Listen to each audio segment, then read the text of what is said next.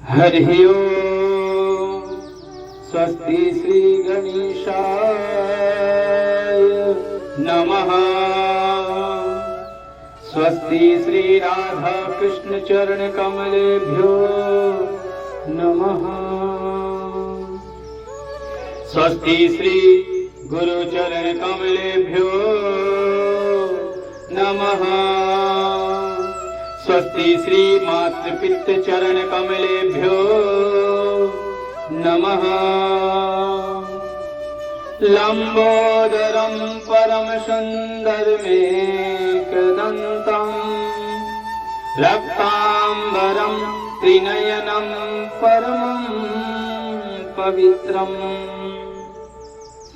उद्यद्दिवाकर करो ज्वलकाय कांतम विघ्नेश्वरं सकल विघ्न हरं नमामि। गवां हि तीर्थे बसती है गंगा पुष्टिस्तथा तजसी प्रबद्धा। लक्ष्मी करीशे प्रणतो च धर्म तासां प्रणामं सततं च कुर्यात्।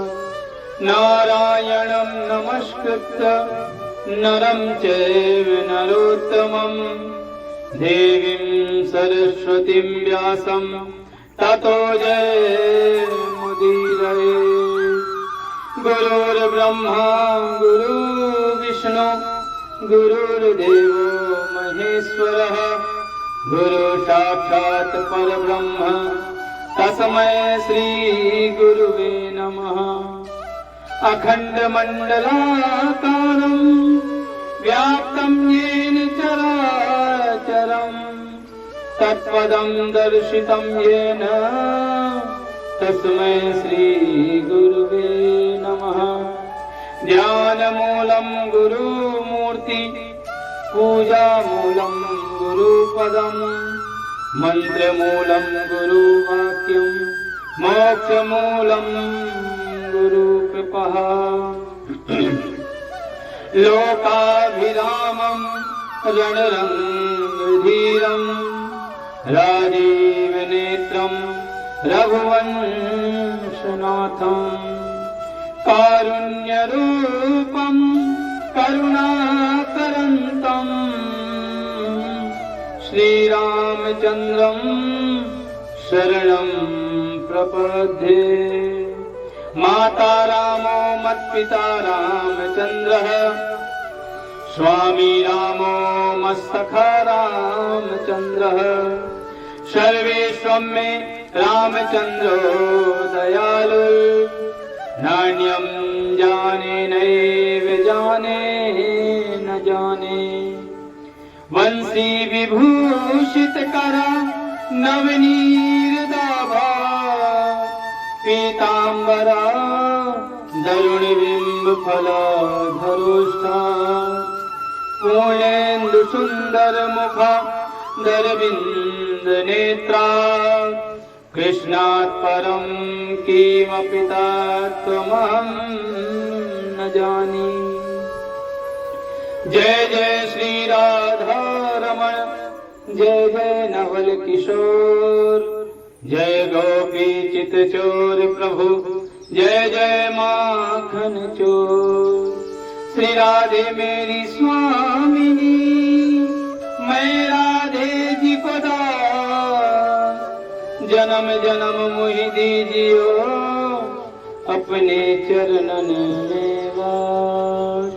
मेरो मन मानिक गिरवी धरो श्री गिरधर जु के पास। प्रेम बाजे तेनो बढ़ो अब नहीं छूटन की आस। शिव समान दाता नहीं विपत्ति निवारणहार। लज्जा सबकी राखियो तुम नंदी पे सवार। आइए हनुमंत विराजिए मैं कथा कहूँ मति अनुसार, प्रेम सहित गादी धरो विराजो पवन कुमार। बुद्धिहीन तनु जानिके सुमिरो पवन कुमार। बल बुद्धि विद्या देहु मोहि हरहु कलेश विकार। परंपरा पर अकारण करुणावनालय भक्तवांछा कल्पतरु तड़िंदित विनिंदित पुराण पुरुषोत्तम श्री राघव जी के चरणों में सदा का प्रणाम। जगत की आधारभूता मेरी मां जानकी जी के चरणों में इस दास का प्रणाम। वृंदावन के ठाकुर जी के चरणों में इस दास का प्रणाम। वृषभानुनंदिनी मेरी परम आराध्य लाडली राधा रानी जी के चरणों में इस दास का प्रणाम। मेरे सतगुरु देव जी के चरणों में इस दास का प्रणाम। कथा के सभी अनुरागी श्रोताओं को राधे राधे। विगत कई दिनों से हम पुरुषोत्तम मास की कथा को के महत्व को आपको श्रवण करा रहे हैं। उसी कड़ी में आज हम आपको 15वां अध्याय श्रवण कराएंगे। हमने कल आपको श्रवण कराया कि सुदेव नाम के जो ब्राह्मण थे उन्होंने उग्र तपस्या करके भगवान श्री हरि को प्रसन्न किया।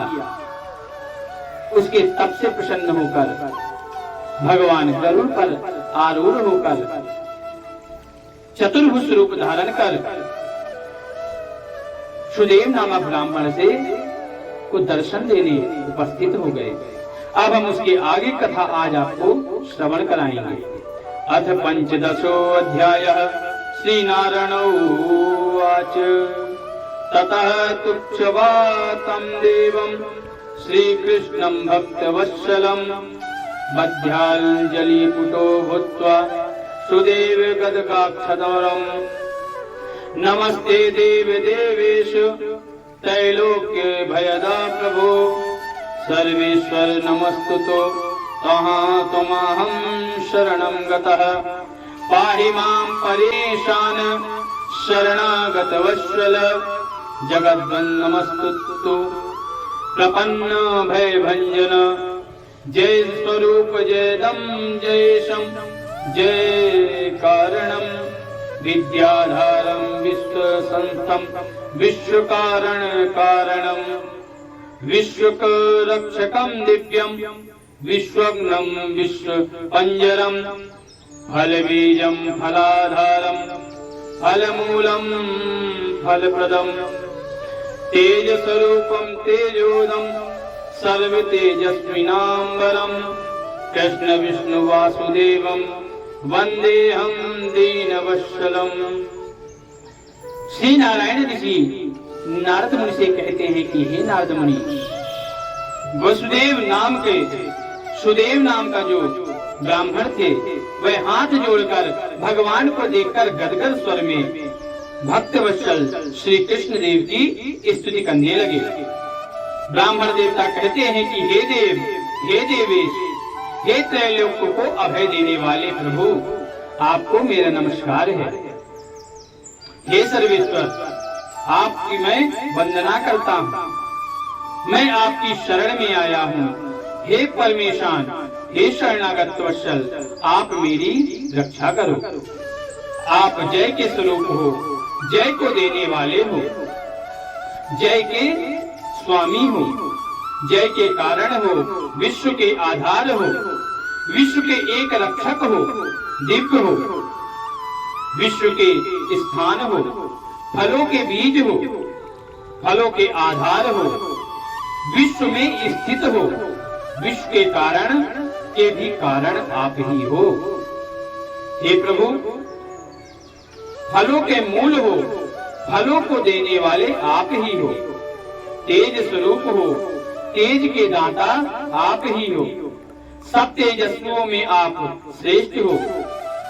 हे प्रभु, हे कृष्ण, हे विष्णु, हे वासुदेव, दीनवत्सल ऐसे आपको मैं नमस्कार करता हूँ।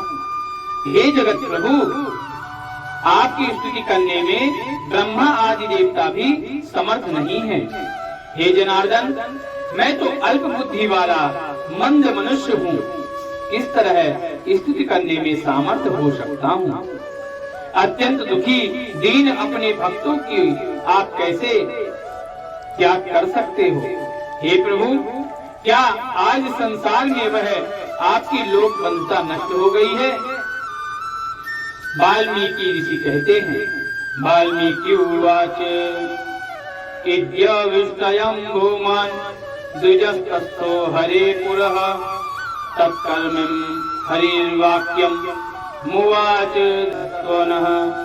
श्रीहरिरुवाच सम्यक् सम्पदा दीतं वस्य यत्त्वया वचरितं तपः किमक्षसि महाप्रज्ञः तपोधन वदस्व मे तत्तेऽहं वितरिष्यामि सन्तुष्ट तपसा तव एतादृशं महत्कर्म के न केनापि कृतं पुरः। सुदेव उवाच यदि पीतोऽसि हे नाथ दीनबन्धो दयानिधे तत्पुत्रं देहि मे विष्णु पुराण पुरुषोत्तमम्। हरे पुत्रं विना शून्य गृहस्थं मे न रोचते इति विप्रवचः श्रुत्वा जगाद हरिरीश्वरः। श्रीहरिरुवाच अदेयमपि ते सर्वं दास्ये पुत्रं विना द्विज तव पुत्र सुखं वश्य विधात नैव निमित्तमं त्वदीये भालफलं केवलः सर्वे मयेक्षितः तत्र नेविस्तते पुत्रः सुखं सप्तसु जन्मसु इत्यकर्णं हरेर्वाक्यं वज्र निर्धात निष्ठुरम् सपापात महीपृष्ठे छिन्नमूल इवं ध्रुवः पतिं पतितमालोक्य पुत्रः शून्यमरुद्धत। वाल्मीकि जी कहते हैं, ब्राह्मण इस प्रकार विष्णु भगवान की स्तुति कर हरि के सामने खड़ा हो गया।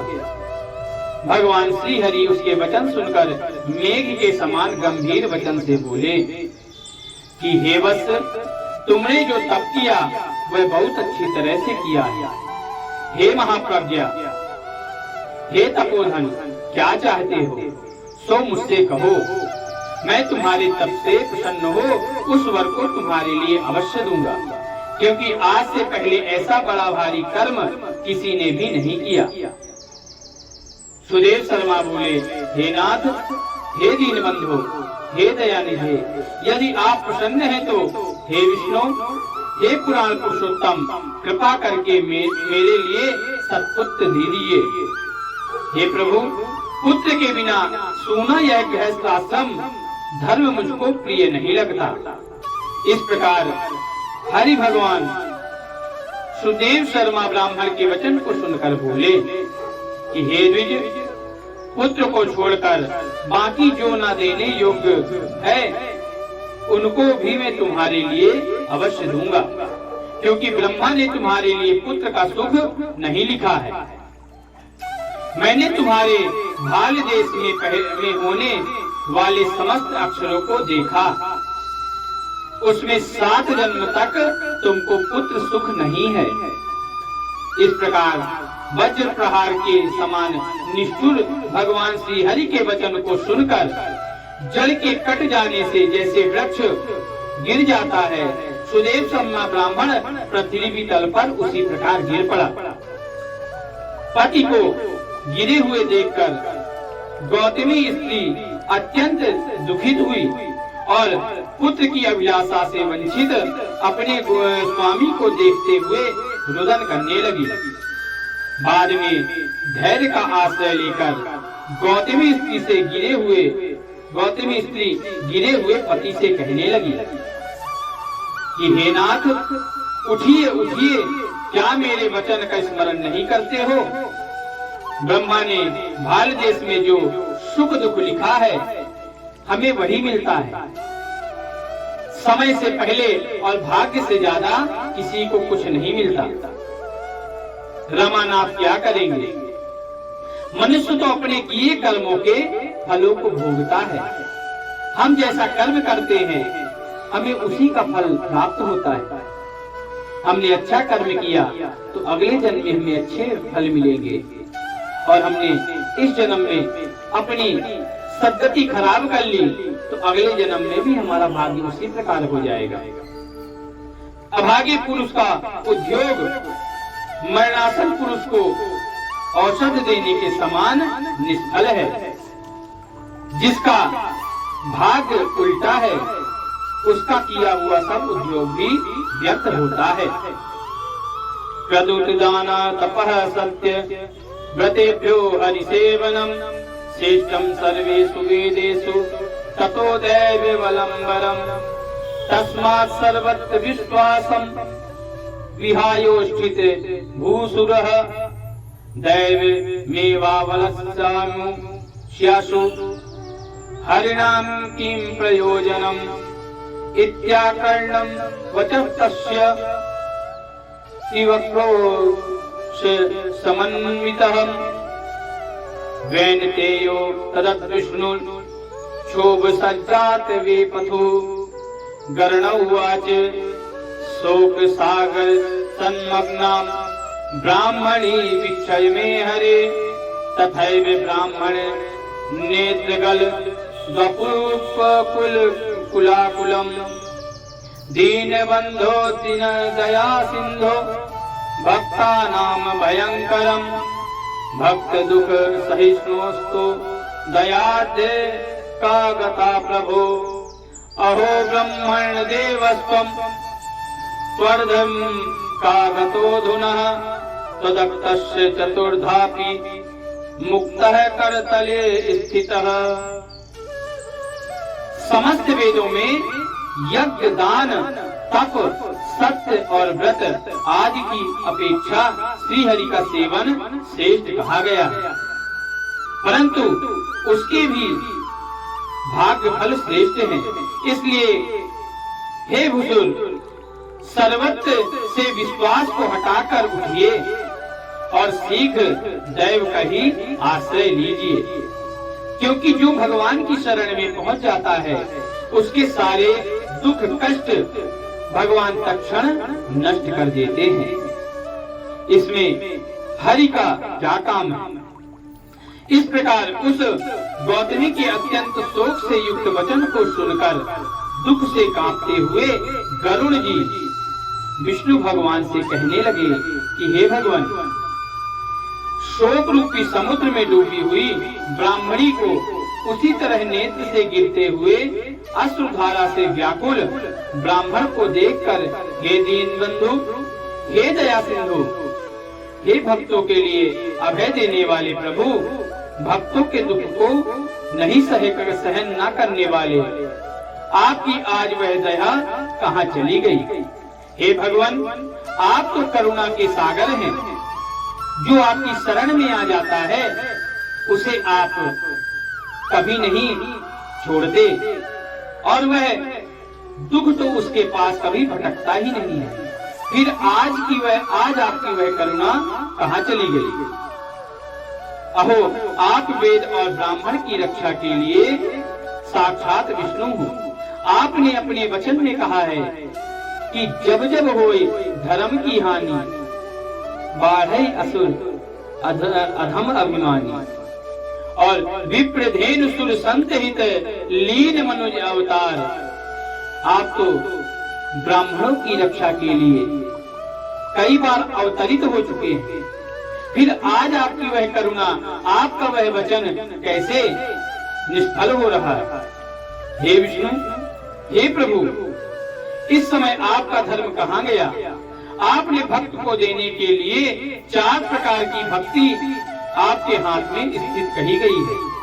हे भगवान, फिर भी वे आपके भक्त उत्तम भक्ति को छोड़कर चतुर्विध मुक्ति की इच्छा नहीं करते, और उनके सामने 8 सिद्धियां दासी के समान रहती हैं।